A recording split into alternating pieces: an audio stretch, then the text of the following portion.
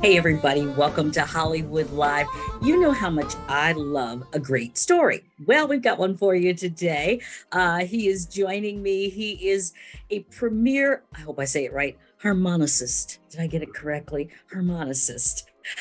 He is in Martin Scorsese's new movie called Killers of the Flower Moon. You're about to say hello to him right now. So, everybody, say hi to Frederic Yannet. How are you? I'm doing great, Tanya. It's a pleasure to meet you. Nice meeting you too. Now, I said I love a great story. You just came from Cannes Film Festival, and people say Cannes, I say Cannes. Is it Cannes or you're from France? Is it Cannes or Cannes? It's Cannes in French, and it's Hmm. Cannes internationally. Okay, Cannes in French and internationally. You just came from there because that's where the film was being screened and shown, and it did really, really well. And you play in this movie, you do the harmonica. Turns out Martin Scorsese loves harmonica, and I think he tapped you to do this. But first of all, tell me a little bit about being a harmonicist, because they've been around forever and ever and ever. It's one of the oldest instruments of mankind, really. Well, the How, harmonica is actually about maybe 150 years old.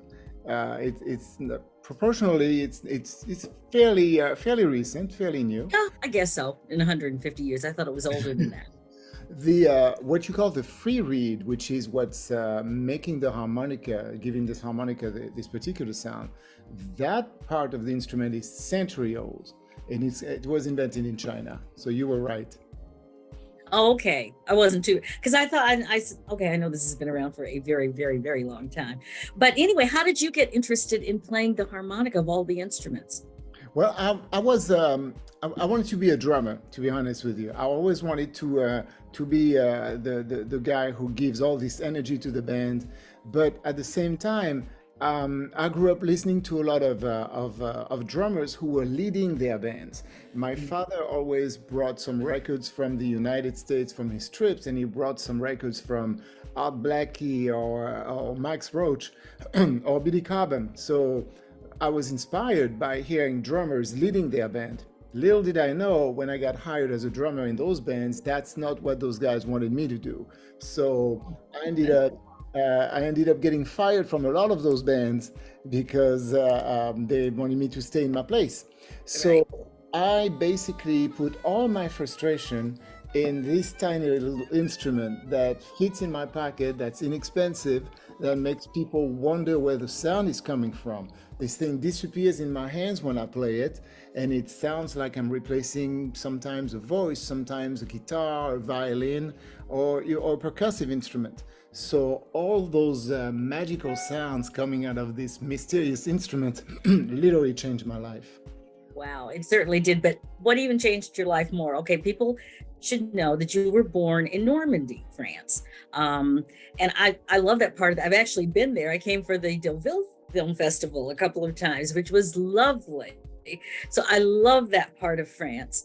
So being born there, I guess it was not a long trip to Cannes, but you were there 25 years ago, I understand, and 25 years later, something special happened. Tell us that story. Well, 25 years ago, I met the woman that changed my life, the woman I am married to today. And this year, we went back to Cannes to celebrate the 25th anniversary of our meeting, but also her birthday. And at the same time, this opportunity to hear my sound, my harmonica in the most prestigious movie theater of my country. So it was a whirlwind of emotions and stories brought all together on the 50th year of my birthday. So it was fun. Wow. It was great. Oh, wow. What a special, special story. And plus, just being there for those film festivals. I mean, we see all of the photos. Everybody is there. Everybody is glamorous. But what is it really like? What was the feeling that you got? I mean, all these celebrities on the red carpets and all the parties. What do you think really is the feeling that comes out of all of that? As well as you got a lot of great films there too.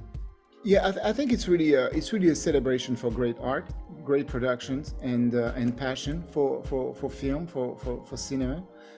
It's an opportunity for people to get together and be creative and figure out the best way to utilize their presence in Cannes by brainstorming on the better ways to promote a movie or to distribute a movie or to present a movie. It's really it's aside from all the glamorous part of it, it's really a place where people gather, network, create, and that's how actually I got to shake Martin Scorsese's hand and Leonardo DiCaprio and have some intimate conversation about the production of the movie as well. So it was very special. Tell me about Killers of the Flower Moon. It's a very interesting story. It's about Native Americans, from what I believe, that kind of disappeared at one point. Tell us a little bit about the story.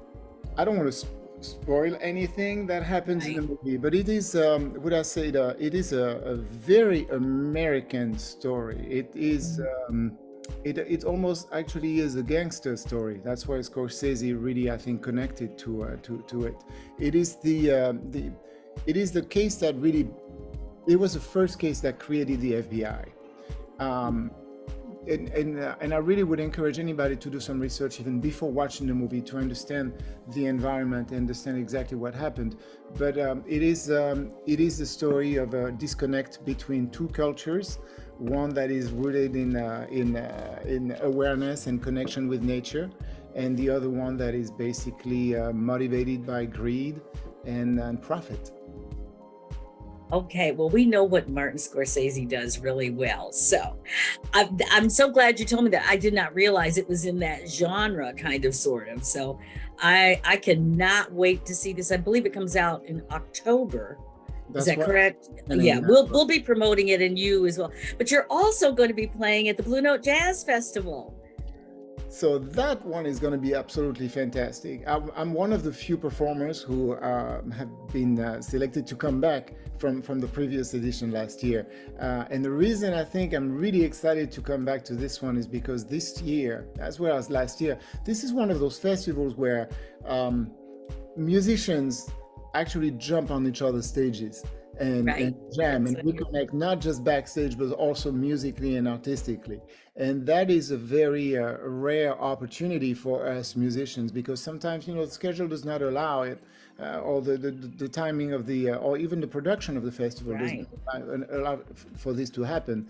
But I'm really looking forward to reconnecting with some of the friends I haven't seen even prior to the pandemic. So it's going to be and then Dave Chappelle is going to be the host, and yeah, I have a connection to Dave. He's actually the gentleman who introduced me to Prince and Stevie Wonder. So he really boosted my he's the one who pulled their coattail and told them, you got to check out this guy.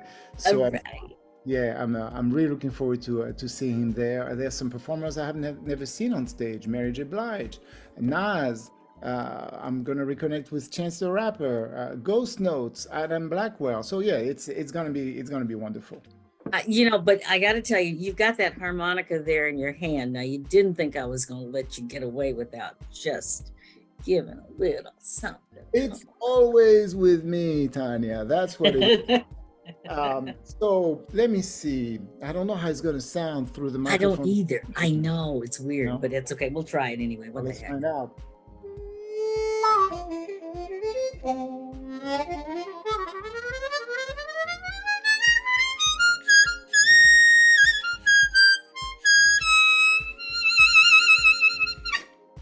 Whoa. Okay. I'll be there for the film. I'll probably be there for the jazz festival too, because it's gonna be off the charts.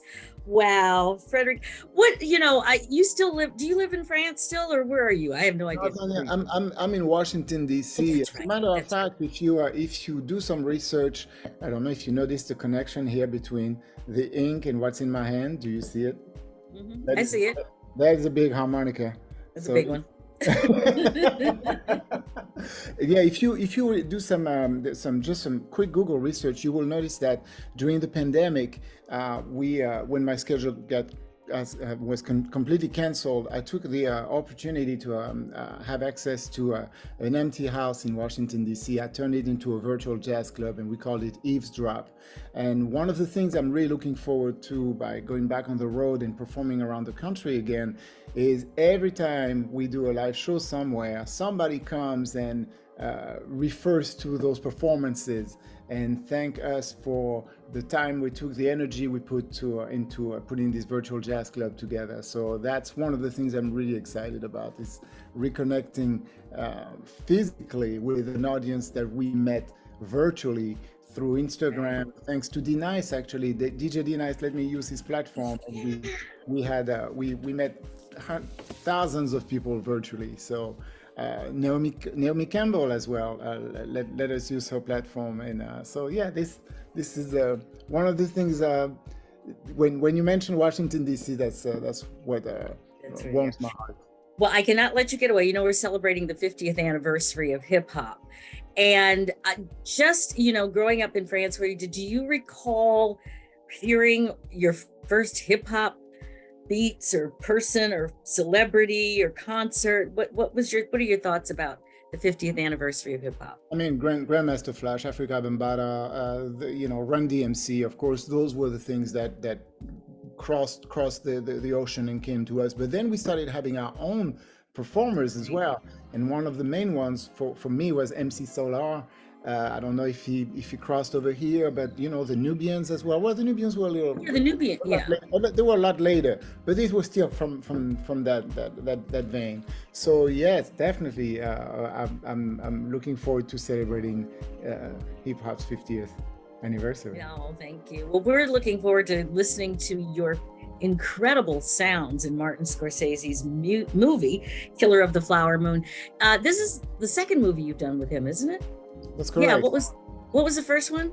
The previous one, The Irishman. And if you listen to The Irishman, I'm on the soundtrack, I'm on the melody. I think there's like 4 songs throughout the movie that features a harmonica. Robbie Robertson wrote the music, and he basically gave me 3 words to focus on. He says, stay cool, sexy, and sneaky. And that's what transcribed throughout the music. Wow. Sorry about that. Well, definitely it is all of that. And we really look forward to seeing you around the country and just really embracing your beautiful gift, because it is beautiful. And thank you so much. So we will see you really soon.